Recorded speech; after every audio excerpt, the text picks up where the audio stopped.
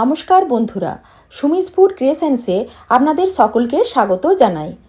আপনারা তো অনেক রকমের সিঙ্গাড়া খেয়েছেন, কিন্তু আজ আমি বানাবো এক অন্য স্বাদের সিঙ্গাড়া।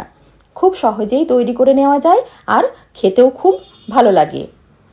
তবে রেসিপি শুরু করার আগে আপনাদের কাছে আমার অনুরোধ, পুরো ভিডিওটি দেখে আমাকে সাপোর্ট দেবেন। তাহলে চলুন রেসিপিটি শুরু করি।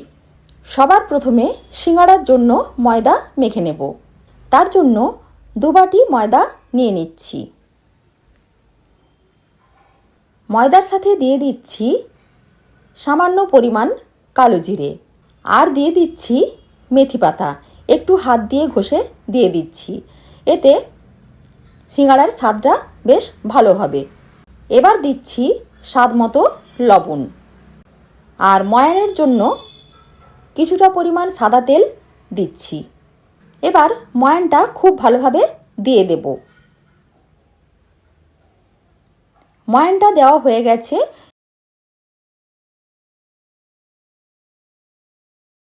এবার অল্প অল্প জল অ্যাড করে একটা সফট ডো রেডি করব। ডোটা রেডি করে নিয়েছি। এবার এই ডোটা ঢাকা দিয়ে রেস্টে কিছুক্ষণ রেখে দেব। এদিকে সিঙ্গাড়ার জন্য একটা পুর রেডি করব। তার জন্য কিছুটা পরিমাণ নারকেল মিক্সি জারের মধ্যে নিয়ে গ্রাইন্ড করে নেব।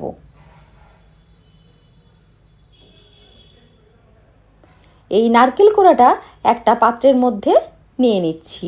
এবার এই নারকেলের মধ্যে দিয়ে দিচ্ছি পেঁয়াজ কুচি, কাঁচা লঙ্কা কুচি, দিয়ে দিচ্ছি কিছুটা পরিমাণ কিশমিশ, আদা বাটা হাফ চামচ দিচ্ছি।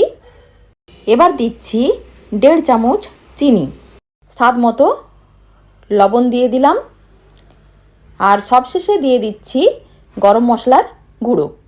এবার এই সব কিছু একসাথে মিশিয়ে নেব।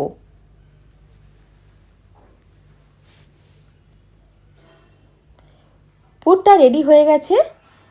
এদিকে ময়দার ডো থেকে মিডিয়াম সাইজের নেচি কেটে নেব। এই নেচিগুলো থেকে একটা নেচি নিয়ে বড় করে ওভাল শেপে বেলে নেব।